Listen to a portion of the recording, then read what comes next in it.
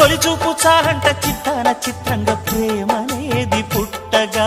10 మంది అంటుంటే విన్నాను ఇన్నాళ్ళు నమ్మలేదు బొత్తిగా ఆ కళ్ళలో ఆ నవ్వులో మహిమ ఏమిటో